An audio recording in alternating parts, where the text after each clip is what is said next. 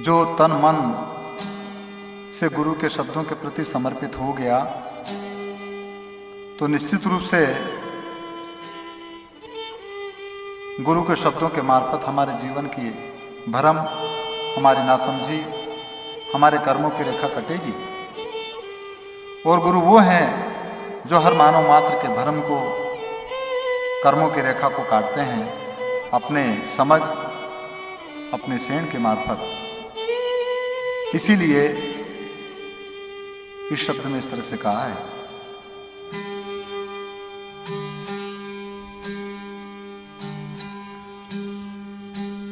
Is गुरु बसे बनारसी रे, गुरु बसे बनारसी ने शीश समंदर तीर। अरे जो जो गुरु गुण उपजे तो निर्मल होत शरीर। निर्मलता कब आएगी? जब हम गुरु के वचनों को अपने अंतर में आत्मसात करके उसकी प्रत्यक्ष अनुभूति करें तब। और ये बेहदी गुरु से ही संभव है, हदी नहीं। जो अनेक प्रकार के जाति, धर्म, मजहब, मत और पंथ संप्रदाय के हदों में बांधते हैं, वे उस बेहदी या रूहानियत से कैसे हमें जोड़ पाएंगे? इसीलिए सदगुरु कबीर कहते हैं, अरे ये सब गुरु हैं हद के, ये सब गुरु हैं हद के, न बेहद के गुरु नाई। अरे बेहद आपे उपजे तो अनुभव के घर माई।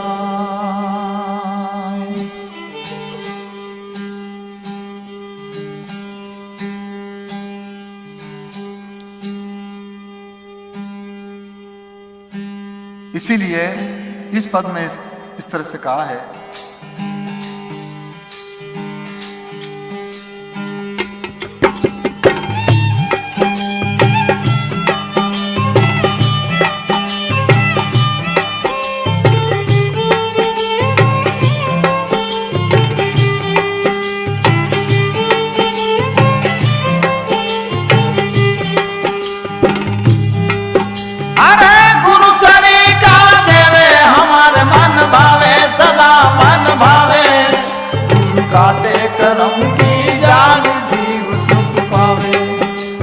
काटे भरम डाली जाल जीव सुख पावे पावे।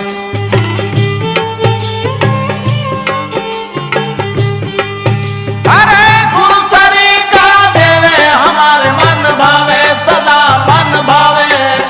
गुरु काटे करम की जाल जीव सुख पावे, गुरु काटे भरम की जाल जीव सुख पावे।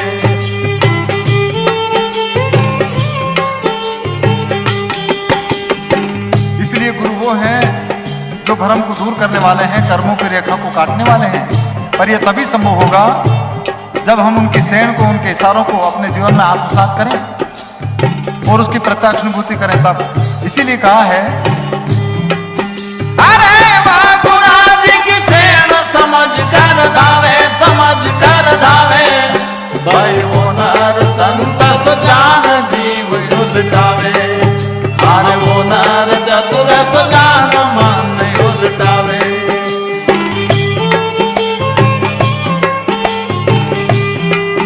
अरे बाबूराज की सेण समझ कर धावे, समझ कर धावे। भाई वो नर संत सुजान मन उलटावे, हाँ वो नर चतुर सुजान जीव उलटावे।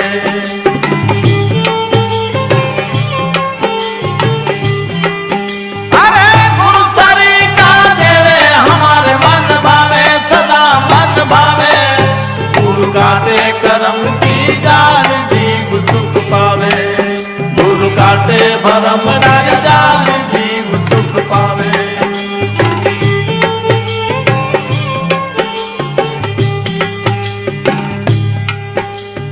इसलिए गुरु की सेण के मार्फत जब हम अपने मन को अनेक प्रकार के विषय वासना, अनेक प्रकार की भौतिक भोग विलासिता में जो फंसा है उसे मोड़ करके शून्य की ओर लाएं, तब कहीं समझेगा कि गुरु की सेण को हमने रखा, जाना और अपने अंतर में उसकी प्रत्यक्ष अनुभूति की। और ये तब होगा जब हम अपने निज घर में आ जाएं। और हर इंसान का निज घर कौन सा है इसके बारे में कहा है,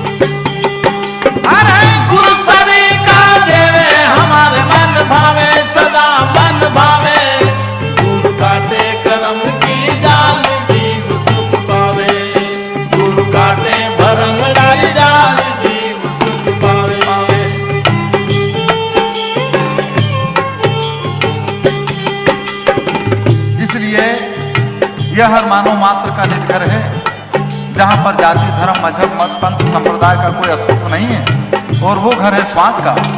यहाँ पर जो इंगला पिंगला कहा है वो हर इंसान का बायां और दाहिना नाक का स्वर है, जो चांद और सूरज से भी जाना जाता है, या गंगा और यमुना के रूप में भी इसे निरूपित करते हैं। और इन दोनों के मध्य की जो स्थिति है वो सुषुम्ना है, वो सुख बना है, जो भजन करने का निज घर है।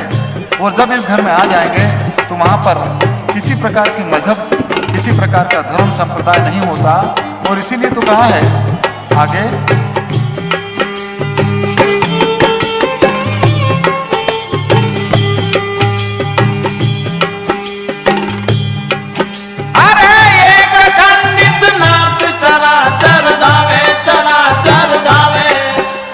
सकल ब्रह्म के माई वेदियों गावे, हाँ सकल ब्रह्म के माई वेदियों गावे गावे।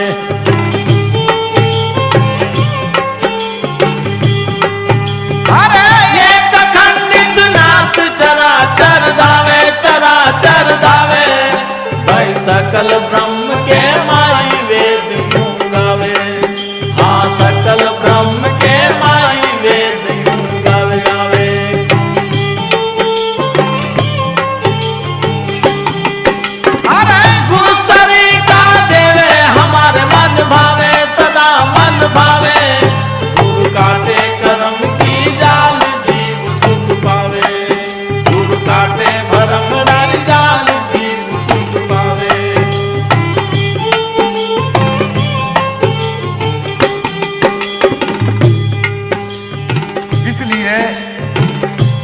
वो परमात्मा, वो ईश्वर अल्लाह वाहिगुरु जो अखंडित है, जो कभी खंडित नहीं होता, जिसको कभी विभाजित नहीं किया जा सकता, जिसको कभी बांटा नहीं जा सकता।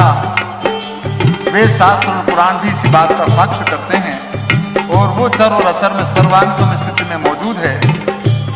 इसी सेण के साथ जुड़ने का संकेत संतों ने किया है। इसीलिए अंतिम में यही निवेदन के साथ में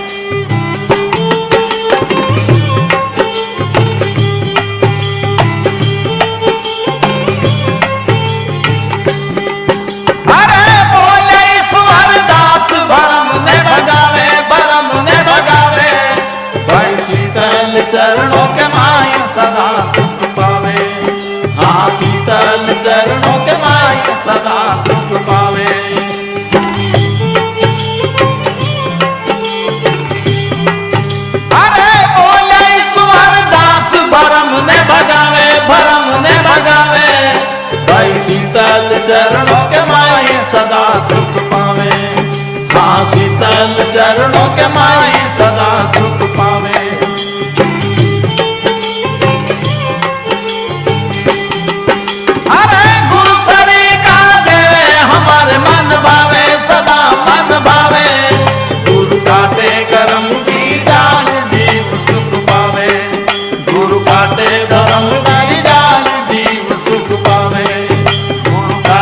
भरम